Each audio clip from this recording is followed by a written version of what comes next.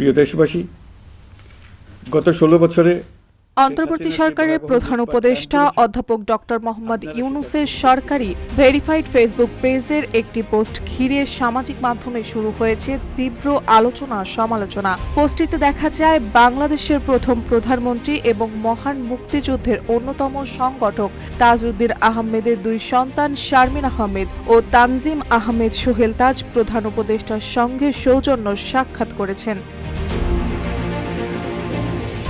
এই ছবিগুলো ঘিরেই সোশ্যাল মিডিয়ায় তৈরি হয়েছে তোলপাড়। কেউ কেউ এই সাক্ষাৎকে সাধুবাদ জানালেও অনেকে প্রশ্ন তুলেছেন এর পেছনের উদ্দেশ্য নিয়ে। ওই পোস্টের কমেন্ট বক্সে একজন লিখেছেন, রিফাইন্ড আওয়ামী লীগের প্রস্তুতি কেমন হচ্ছে তা জানাতে গিয়েছিলেন তারা। আরেকজন মন্তব্য করেছেন, দেখা করুক আর যাই করুক, আওয়ামী লীগ নামে আর কোনো দল বাংলাদেশে থাকবে না। তাদের বিচারের পর তারা অন্য দলে যাক বা নিজেরাই নতুন দল করুক। RICL TMX, যুগের পর যুগ স্থাপনা থাকে মজবুত।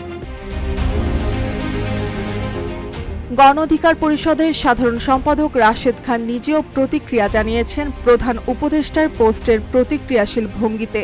তিনি পোস্টটির কিছু ছবি শেয়ার করে লিখেছেন, এই সাক্ষাতে তাদের বোন আওয়ামী লীগের প্রেসিডিয়াম সদস্য শিমিন হোসেন রিমিকে সঙ্গে নিলে আরও ভালো হতো। আওয়ামী লীগের মতো একটি বড় দলকে নির্বাচনের বাইরে রাখা ঠিক নয় বলে মন্তব্য করেন রাশেদ খান। বলেন, এই পরিবারের কাছে আওয়ামী লীগকে হস্তান্তর করার জন্য প্রধান উপদেষ্টার প্রতি আহ্বান জানাই। এরপর আওয়ামী লীগকে সঙ্গে করে একটি ইনক্লুসিভ নির্বাচন আয়োজন করা হোক, যাতে সরকার বিদেশিদের কাছে বলতে পারে আমরা কাউকে বাদ দেইনি। বৃহস্পতিবার রাষ্ট্রীয় অতিথি ভবন যমুনায় তাজউদ্দিন আহমেদের জন্ম শতবার্ষিকী উপলক্ষে আয়োজিত অনুষ্ঠানে আমন্ত্রণপত্র পৌঁছে দিতে প্রধান উপদেষ্টার সঙ্গে সাক্ষাৎ করেন শারমিন আহমেদ ও সোহেল তাজ। এ সময় শারমিন আহমেদের লেখা বই তাজউদ্দিন আহমেদ নেতা ও পিতা প্রধান উপদেষ্টাকে উপহার হিসেবে তুলে দেওয়া হয়।